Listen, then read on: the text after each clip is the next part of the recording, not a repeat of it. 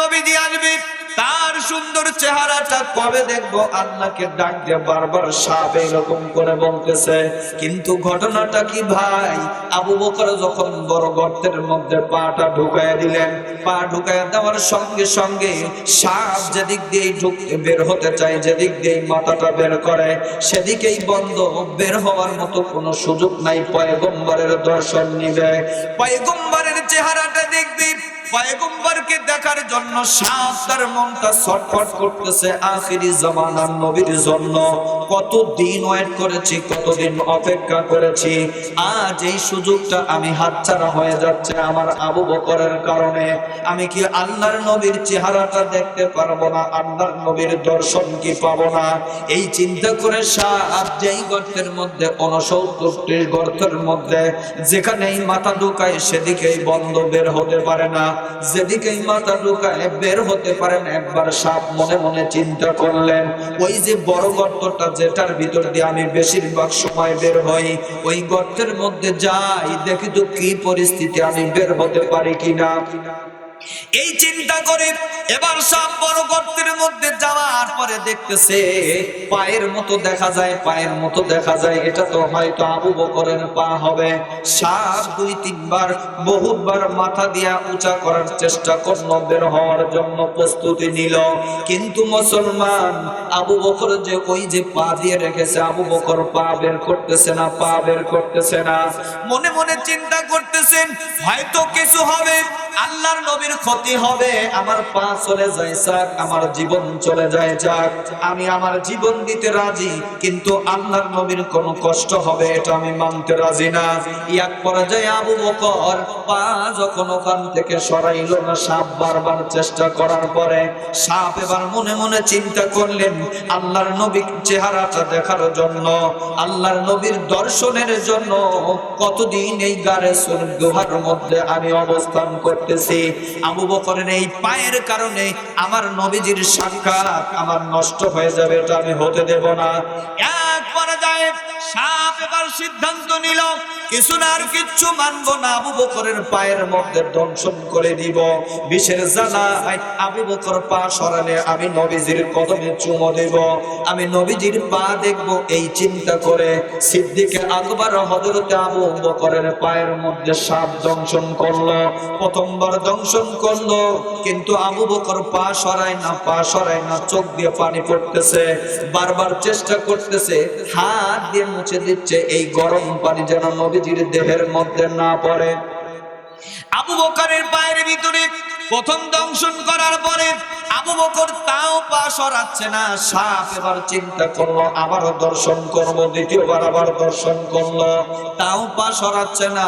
সাপ চিন্তা করলো আমার কি আজকে নবীজির চেহারা দেখা হবে না। এই চিন্তা করে সাপ আবার তৃতীয়বার দংশন করার পরে আবু বকরের সমস্ত শরীর একদম কালা হয়ে গেল বিষের যন্ত্রণায়। আবু বকর সহ্য করতে পারে না, এবার চোখ দিয়ে পানি দরদর করে বের হওয়া শুরু হলো। আবু বকরের চোখের পানি আল্লাহর নবীর দেহের মধ্যে পড়ার সঙ্গে সঙ্গে আল্লাহর নবী ঘুম থেকে জাগা পেল। চোখ দুইটা খোলার পরে আল্লাহর নবী তাকায়া দেখে সিদ্দিকে আকবরের সুন্দর সুন্দর চেহারাটা একদম সাদা চকচকে, চেহারাটা একদম কালা বর্ণ হয়ে গেছে, কালা হয়ে গেছে। এক পর্যায়ে আবু বকরকে জিজ্ঞেস করতেছেন, আবু বকর কি হলো, তোমার চোখ দিয়ে পানি পড়তেছে, দেহটা কালা হয়ে গেছে, কারণ কি, তুমি কি জন্য কান্না করো, আর এই পরিস্থিতিটা তোমার কেমনে তৈরি হলো বলবা কি একটু? সিদ্দিকে আকবর আর কান্দে, কোনো কথা বলে না, কোনো কথা বলে না। আল্লাহর নবী ডাক দিয়ে বলতেছে, ছোট্ট সন্তান ঘরের মধ্যে রেখে এসেছো, বিবি বাল বাচ্চার কথা মনে পড়ে গেছে, এই জন্য কি তুমি কান্না করো নাকি? আবু বকর কান্দে আর ডাক দিয়ে বলেন, নবী গো, আল্লাহ নবী, আপনি আপনি এটা মনে করেন না আমি স্ত্রীর জন্য কান্না করি না, ছেলে মেয়ের জন্য কান্না করি না, সংসারের জন্য কান্না করি না, ব্যবসা বাণিজ্যের জন্য কান্না করি না। আল্লাহর নবী ডাক দিয়ে বললেন কি জন্য কান্না করো? কয় যে নবীজি আপনি ঘুমানোর পরে আপনি যখন আমার রানের ভিতরে আমার জানুর ভিতরে মাথাটা রেখে ঘুমিয়ে পড়লেন, ঘুমিয়ে পড়ার পরে তাকায়া দেখি এক এক করতে করতে 69টি গর্ত এই গারেশ্বর গুহার মধ্যে। আমি আমার খাতা দিয়া, মাথার পাগড়ি দিয়া, বালিশ দিয়া, সব কিছু দিয়া 70টা গর্ত বন্ধ করতে সক্ষম হয়েছি। কিন্তু নবী গো, সবচাইতে বড় যে গর্তটা আমি কেমনে বন্ধ করব? আমার কাছে কিচ্ছু নাই, খাতা বালিশ সব শেষ হয়ে গেছে, মাথার পাগড়িটা পর্যন্ত ছিঁড়ে আমি গর্ত বন্ধ করেছি। এবার কি করব নবীজি? কোনো দিকে কোনো কিছু না পেয়ে এক পর্যায়ে মনে মনে চিন্তা করলাম এই গর্তটা আমার দেহ দিয়ে বন্ধ করব। তাই তো আমার পা ঢুকাইয়া গর্তটা বন্ধ করেছি। নবী গো, আপনি বলেন তো এটা কি আমি অন্যায় করেছি? কয় না। কিন্তু তুমি কান্না করতেছো, তার পিছনে কারণ কি? কয় আমার মনে হচ্ছে নবী গো আমার পায়ের মধ্যে কি যেন দংশন করতেছে বিষের যন্ত্রণায়। আমার মনে হয় এখনই আমি মারা যাব, এখনই আমি মারা যাব।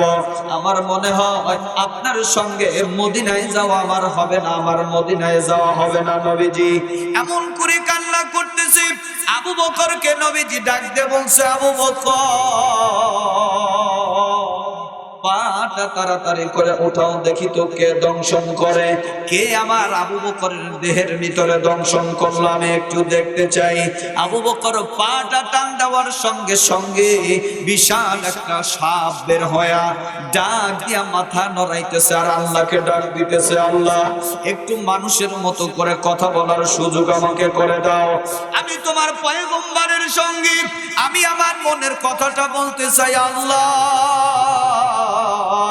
আর যদি আমার মনের কথাটা না বুঝাইতে পারি, পয়গম্বর আমাকে আবু বকরকে দংশন করার কারণে অভিশাপ দিবে, আমাকে আমার জন্য বদদোয়া করবে, আমরা সাপ জাতি নষ্ট হয়ে যাব, সাপ জাতি ধ্বংস হয়ে যাব। আল্লাহ জবানটা তুমি একটু মানুষের মতো করে দাও।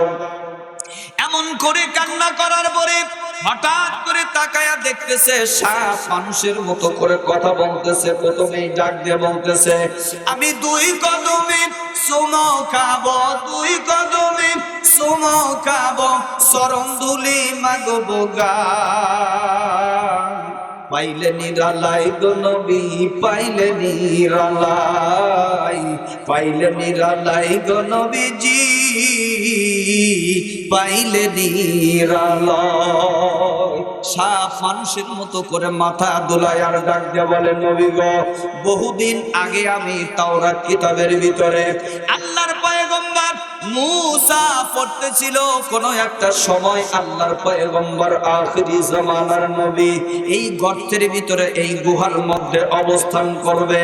সেদিন থেকে ওয়াদা করেছি, সেদিন থেকে মনে মনে চিন্তা করেছি, যতক্ষণ পর্যন্ত পয়গম্বরে আজম নবীজির চেহারা না দেখব ততক্ষণ পর্যন্ত ওই গুহার থেকে ওই গর্ত থেকে সরব। এই চিন্তা করে বহুদিন যাবত ওয়েট করতেছি নবী গো। আজ আবু বকরের পায়ের কারণে আমার সেই সৌভাগ্যটা ভুলিসাৎ হতে চলেছিল নবী গো। কোন দিকে রাস্তা না পেয়ে আমি আবু বকরের পায়ের মধ্যে দংশন করে দিয়েছি।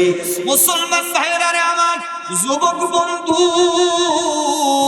আল্লাহ নবী এই কথাটা আম্মা জান আয়েশা সিদ্দিকাকে ডাক দিয়ে বলতেছে, চোখ দিয়ে দরদর করে পানি পড়তেছে আর ডাক দিয়ে বলতেছে, আয়েশা তুমি এইটুকু সওয়াবের কথা বলেছো, আসমানের মধ্যে কয়েকটা তারকার সওয়াবের সমানের কথা বলেছো। ওই যে আবু বকর ওই যে গর্তের ভিতরে আমি তার